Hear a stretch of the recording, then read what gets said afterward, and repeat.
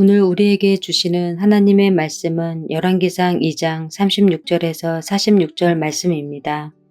왕이 사람을 보내어 시므이를 불러서 이르되 너는 예루살렘에서 너를 위하여 집을 짓고 거기서 살고 어디든지 나가지 말라. 너는 분명히 알라. 내가 나가서 기드론 시내를 건너는 날에는 반드시 죽임을 당하리니 내 피가 내 머리로 돌아가리라. 시므이가 왕께 대답하되 이 말씀이 좋사오니 내 주 왕의 말씀대로 종이 그리 하겠나이다 하고 이에 날이 오래도록 예루살렘에 머무니라. 3년 후에 시므이의 두 종이 가드 왕 마아가의 아들 아기스에게로 도망하여 간지라. 어떤 사람이 시므이에게 말하여 이르되 당신의 종이 가드에 있나이다.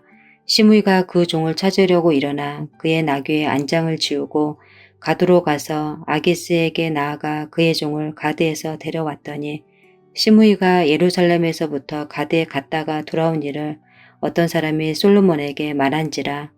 왕이 사람을 보내어 시므이를 불러서 이르되 내가 너에게 여호와를 두고 맹세하게 하고 경고하여 이르기를 너는 분명히 알라. 내가 밖으로 나가서 어디든지 가는 날에는 죽임을 당하리라 하지 아니하였느냐.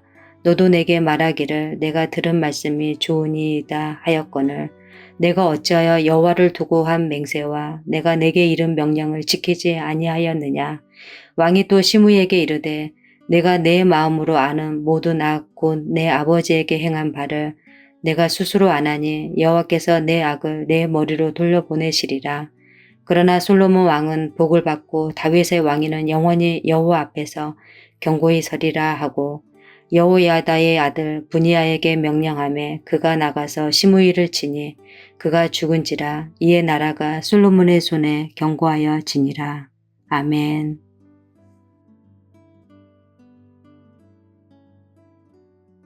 사랑하는 성도 여러분, 오늘 말씀을 전하기 전에 한 가지 질문을 먼저 해보겠습니다. 두 오렌지가 있습니다. 한 나무에서 난 크기가 같은 오렌지인데 한 오렌지는 자연 상태 그대로의 오렌지이고 한 오렌지는 껍질을 깐 오렌지입니다. 이 두 오렌지를 물이 든 수조에 띄우면 어떻게 될까요?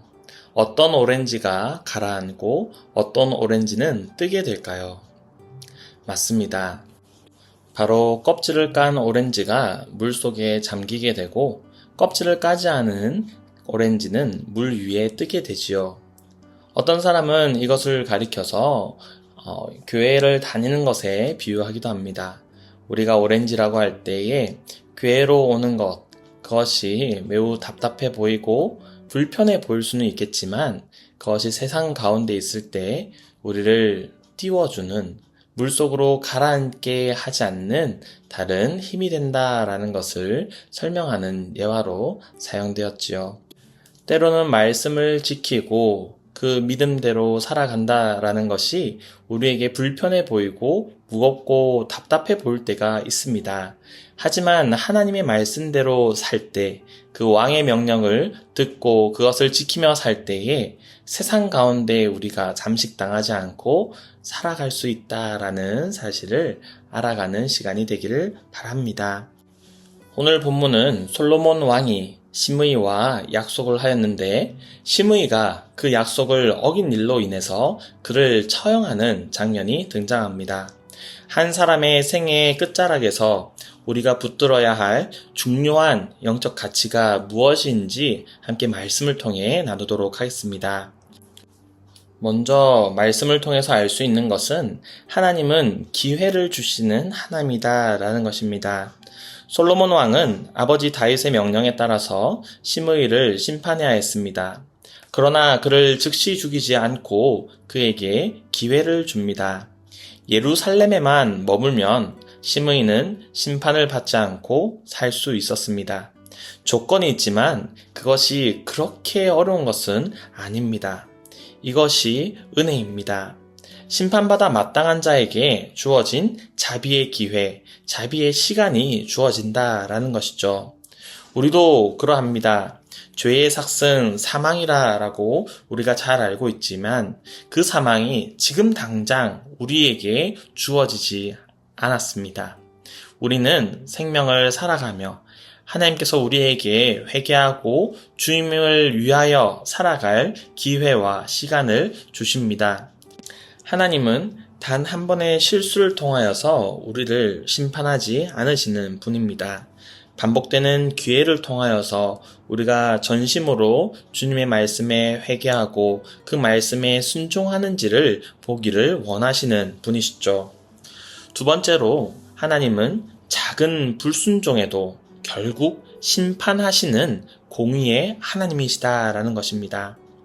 3년 후에 시므이의 두 종이 가드왕에게로 도망한지라 라고 하고 그를 따라서 시므이가 일어나서 그 종들을 찾으러 가드로 갔다라고 성경은 기록하고 있습니다. 3년 동안 시므이는 그 말씀들을 그 명령을 잘 지킨 것처럼 보입니다. 3년간 참 조용히 살았습니다. 하지만 종이 도망치자 잠시의 판단으로 그가 넘지 말아야 할 그 경계를 넘어서고 만 것이죠. 작아 보이는 일이지만 그것은 왕의 명령, 하나님의 명령을 어긴 것입니다. 사랑하는 여러분, 하나님 앞에서는 크고 작은 불순종이 따로 없습니다. 하나님은 죄가 없으신 분이시기 때문에 우리의 작은 허용과 우리의 작은 죄악이 들어올 때 우리가 그것을 막지 않으면 우리는 하나님의 심판대를 피할 수가 없습니다. 오늘 본문의 시므이는 작은 허용으로 왕의 명령을 어기고 말았습니다. 3년이나 잘 지켰지만 그의 끝은 사형이라는 결과로 이어지게 되었습니다. 왜냐하면 그의 순종은 끝까지의 순종이 아니었기 때문이죠. 시므이는 조건을 어기고 결국 왕의 심판을 받습니다. 그런데 그 심판은 단번에 이루어진 것이 아니라 이미 정해진 경계를 넘었을 때 시작되었습니다. 우리의 신앙도 그러합니다. 처음만 뜨겁고 끝은 무너지는 믿음은 결국 열매가 없게 되는 것입니다. 주님은 우리에게 요한계시록 2장에 처음 사랑을 회복하라고 말씀하시고 마태복음 24장에서는 끝까지 견디는 자가 구원을 얻으리라 라고 말씀하셨습니다. 사랑하는 성도 여러분, 말씀을 맺겠습니다. 시므이에게 주어진 은혜는 살 수 있는 기회였습니다. 하지만 그는 자기 생각대로 자기 판단에 옳은 대로 움직이다가 은혜의 기회를 잃고 말았습니다. 작은 것을 놓쳐버리며 그것을 다시 가지기 위해 쫓아가다가 더 큰 은혜, 생명을 주어주는 그 은혜를 잃고 만 것이죠. 사랑하는 여러분, 주님은 오늘 우리에게도 말씀하십니다. 예루살렘에 거하라. 즉, 말씀 안에 머물고 순종의 자리에서 벗어나지 말라라는 것입니다. 사랑하는 성도 여러분, 오늘 하루도 그리고 우리의 생애 끝날까지 은혜의 경계 안에 머물며 끝까지 하나님의 말씀에 순종하는 믿음의 사람이 되시기를 주님의 이름으로 축복합니다. 내 눈에 부족해 보인다고, 내 마음에 들지 않는다고 그것을 너무 염려하지 마십시오. 주님께서는 우리의 선한 목자가 되시며 우리에게 필요한 가장 좋은 것으로 우리의 삶을 채우시는 분이십니다. 그분께서 우리에게 허락하시고 우리에게 줄로 지어주신 그 모든 것 안에서 평안함을 누리며 삶을 살아가는 저와 여러분이 되시기를 간절히 바랍니다.